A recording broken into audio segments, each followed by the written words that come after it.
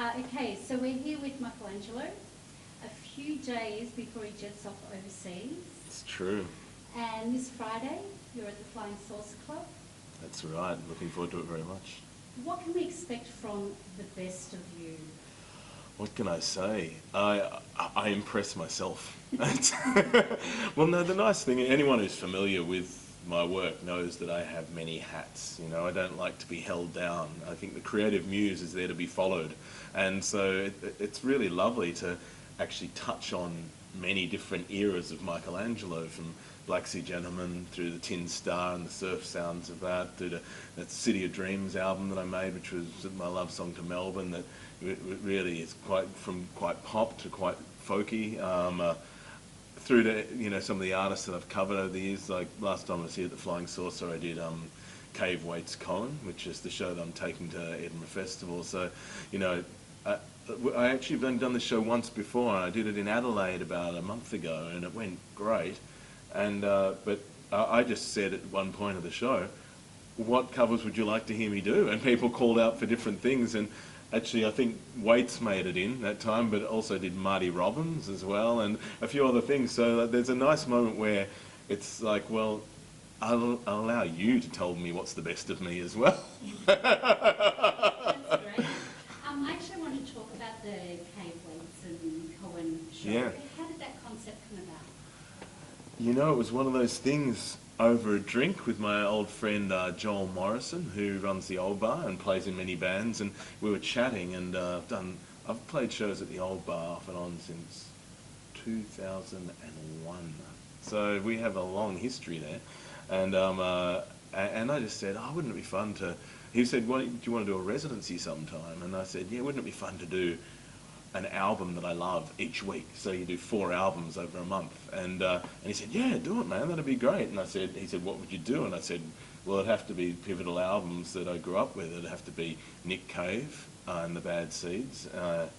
And the album I did was Your Funeral, My Trial, which was the first album of theirs I bought, which was from about 86, 87. And Tom Waits, Frank's Wild Years. I discovered all those 3 guys at a similar time, and then Cohen I discovered it at the same time, but the album was Songs of Love and Hate, which is from 1970. So, and at that stage early on, Johnny Cash was in there as well, and so I did his American Recordings album. It was hard to choose, and so that's such a beautiful album. So each week I learnt the whole album and delivered it mostly solo, and got a couple of other people in sometimes, and it was so much fun. I mean, gee, this would be fun. I tried touring to Sydney and I did 2 albums per night, and it nearly killed me. Doing 1 album's fine, but that is like a lyric overload, like doing Cave and Cohen, whole albums in a night. But it was good. I like a challenge. But so out of that, very organically grew a touring show. I did a show at Some Velvet Morning and recorded it, and just went, oh, it'd be nice to capture some of those songs, and it sounded good, so I made an album. And then it was like, well, what'll I do with the album? And then the show metamorphosized from there. Like many good things, it just became, having listened to those guys so much as a young man, coming back to them 20 years later, it was like you have a whole different relationship to these songs. And as an artist, I've got my own voice, so I'm singing the songs as I would sing them. And stripping them back to solo is great too, because you hear these songs often with quite a big band, and the poetry and the lyricism and the melodies actually come through even stronger. So it's been a pleasure. And so in a way, doing the best of, it's almost like doing that to my own repertoire. It's because doing a 1 night of Cave Waits and Cohen, 2 sets, but still, 20 songs you're hardly touching on. That's like about 6, 7 songs per artist. Like, it's tough going what you leave out. I worked with Claire St. Clair, who I used to work with a lot, wonderful singer and artist. She worked with me almost in a directorial kind of producer capacity, helping me. And she was great because she thinks they're all good artists, but wasn't a fan of any of them. Like, she was just like, why are you playing that one? And I'd be like, I love it, people love this, it's a great Nick Cave song. And she was just like, I don't think it's as good as the other ones. She wouldn't be mean, but it was really nice having someone just come at it with that honesty, where it actually helps you make the selection process rather than just everything being a pat on the back. We all need to grow as artists, so the people that you trust and love who can tell you when something's stronger or not strong is... Like, the Hallelujah wasn't in the show at first. Was there one that you really didn't want to Yeah, yeah. But it's like, it's like when you're a hoarder getting rid of stuff. It's really hard at the start, but once you get used to it, it feels really good. And I actually for Edinburgh, I'll be doing over the month. The way Edinburgh Festival works, it runs the whole month. Millions of people come to the city. Every venue in the city is overrun with music, theatre, art. It's all going on. So I'll be playing every night of the month on 2 nights. So, but I'm doing 2 shows a night. I'll do Cave Waits Cohen, and then I'll go and MC and host a late night cabaret show. So called Sweatshop. Yeah, which will be great. We're about to spend 2 weeks in London rehearsing that, so it'll be fun. But I have to condense Cave Waits Cohen to 60 minutes because it's usually like 90, and I'm like, First thing you do is truncate the stories, but then the next thing I do is like, sorry, some of the 8-minute songs have to go. I wouldn't be any use helping you there. All 3, I think, are legendary. Yeah, totally. Now, what about your own stuff? You've got a new album, the latest album with you and the Black Sea Gentlemen. Oh yeah, that came out mid last year. Yeah, and it did really well. We've just been touring. We did a lot of touring last year, and we've just been doing After the Flood shows recently. And it was a really fun album to make. I don't know if you know the story behind it, but No. we spent a couple of years going back and forth to the Snowy Mountains. Is this going on too long? No. Okay, fine. I just should know. No, not at all. No, hey, I have to know the story. It's my album. Well, let me tell you. But I do have to ask, Yeah. the biblical references, I find are there, like After the Flood and the Black Sea Gentlemen. Yeah, I know. I mean, we like our ancient mythologies. We mix them all in. A bit of Ulysses, a bit of the Bible, a bit of this and that. But I think I've always been drawn to those mythological stories. That album came out of spending 2 years going back and forth to the Cooma region near the Snowy Mountains, where I now live near there. But you may well know, because it's in the news at the moment, because Turnbull's been talking about Snowy 2.0, but the Snowy Mountains Hydro Scheme brought hundreds of thousands of migrants from Europe, post-war Europe, which was destroyed, to work in Australia. Really built almost all the major kind of hydros and steelworks, and any major works in mid-20th century Australia were pretty much built by wogs, like my dad. Dad came out from Croatia and worked on the Snowy, and You're allowed to say wog. I am, yeah. I'm a half wog, so I'm half allowed to say it. But it's behind all that stuff is just stories. There's such amazing stories, and we work with this theatre company called Big Art, and they funded the whole thing so that we could go and spend, basically afternoons talking to old, Hungarian nanas and like old Aussie cops who'd worked on the scheme, just getting all the great stories. Like Cooma was more in the 60s. Was more thriving than King's Cross. Had like nightclubs and delis and strip clubs, because you had all these men coming after their long working in that. Basically, they were burrowing massive tunnels through the mountains and also building these man-made dams for energy that's all still powers a lot of Australia. But on their days off, they just wanted to go wild. So we just discovered all these incredible stories that are very fertile for songs. Are there stories that maybe your father has also told you? Well, Dad talks a lot, and he's a lovely guy, and he tells a great story, but he never talked much about that. And I think it was just so hard. So, some of the men and women we met, it was the best part of their lives. They were young, and it was a new world, and they found their identities here, and many of them still live in the region. But Dad, I think his dad had been killed in World War II. His mum died not that long after. He'd had a tough life in Croatia and wasn't communist, so that was really tough too. So he eventually, when he was early 20s, stole across the border into Italy with a friend, and he ended up spending a year in a refugee camp. His friend got sent back. He said he was being persecuted because he wasn't communist, and they accepted that. But his friend said, it's really hard in Yugoslavia and I can't get ahead, and they said, too bad, but it's that thing where, you see all what's happening now with refugees and diaspora and realise, it's happened to all of our families at different times, depending on where you're from, and so I think when he came out here, it was just hard going. He didn't speak English, a lot of trauma, and it was when he met my mum, I think things got better. She's an English migrant, so it wasn't as big a struggle for her, and taught him English, They met at a Ukrainian dance in Canberra, and I was born a few years later.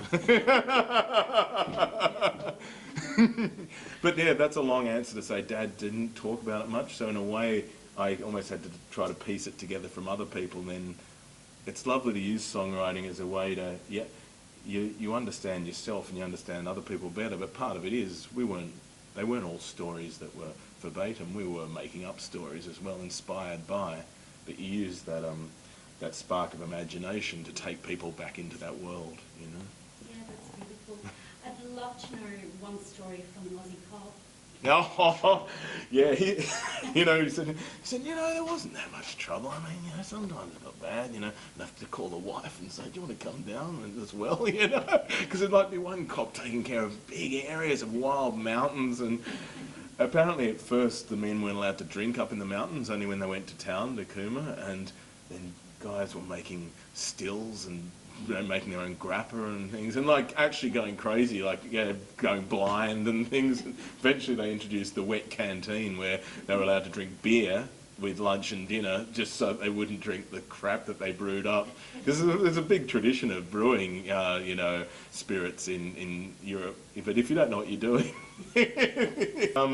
And so I've always been an avid walker, and I find the rhythm of walking makes me think of songs. It's really nice, but I've realised these different songs that had elements to do with the city and my relationship to it had come together, but it's only once I'd made the album I really realised it was also an album about my then partner, Claire St. Clair, and our love, really. I came to Melbourne to be with her, and so the city was the backdrop, so it's really part of our love story of getting together, but also of splitting up, and we didn't even really realise that as we made it.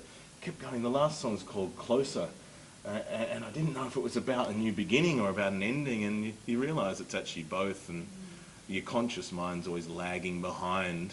I think your instinct knows a lot more about the world and where you're going than your intellect, which is trying to work it out all the time, and I'm so glad we made it, and I think the making of it actually helped us have a better breakup, if you know what I mean, because we kind of understood each other and we'd made something beautiful together.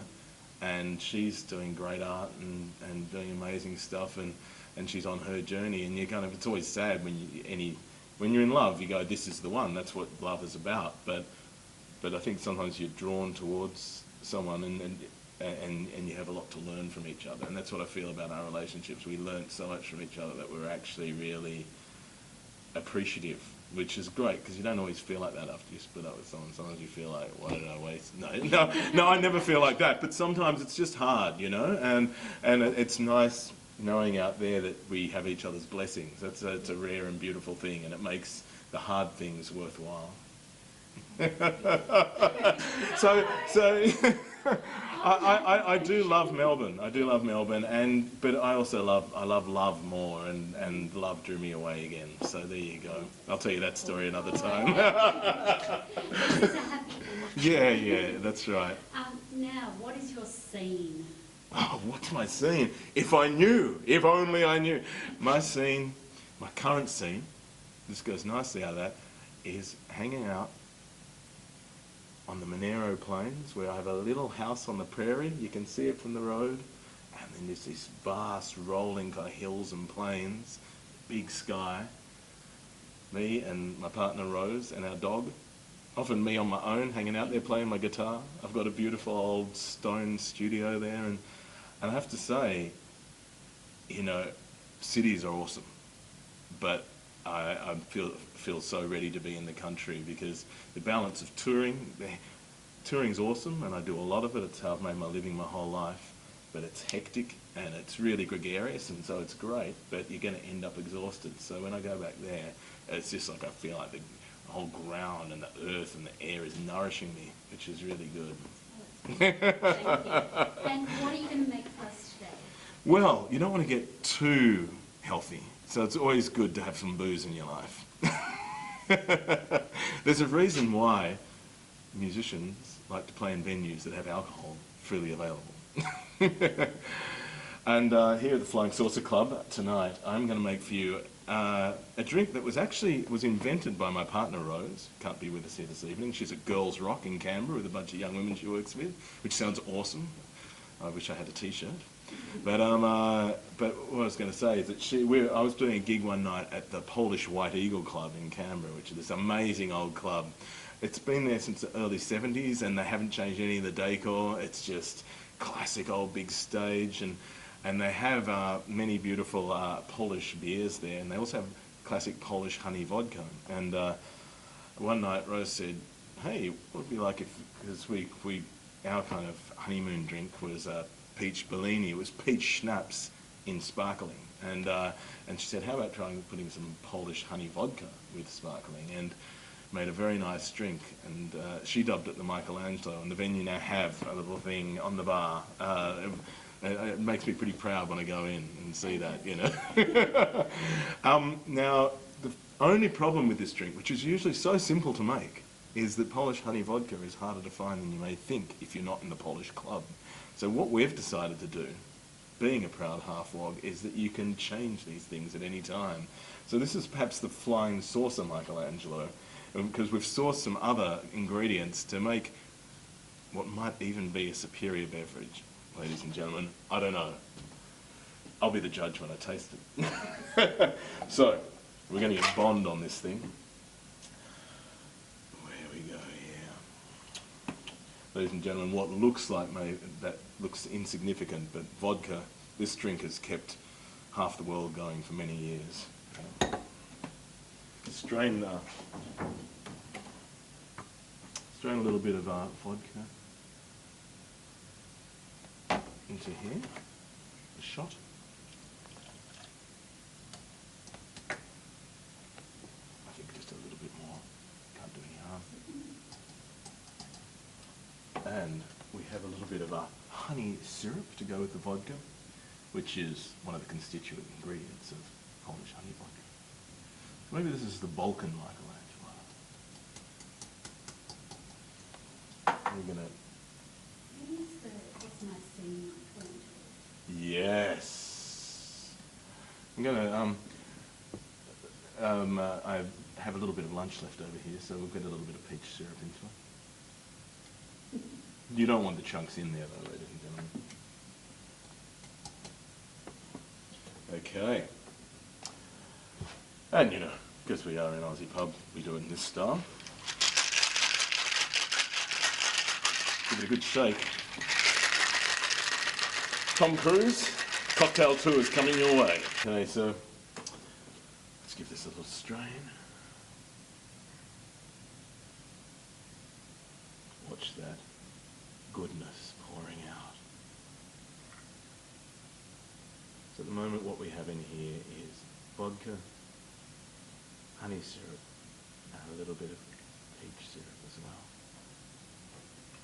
Okay. And we're going to top that up with a bit of sparkling. Anything's fine. I mean, don't go the $2 ones, but you know, $15, $20 Prosecco is fine. Saved a long Perrier for the anniversary. And we'll just give this a nice little bit of white peach. What is my scene? My scene is the Mikelangelo.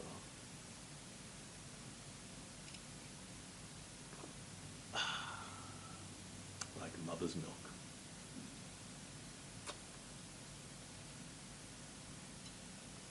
Thank you so much.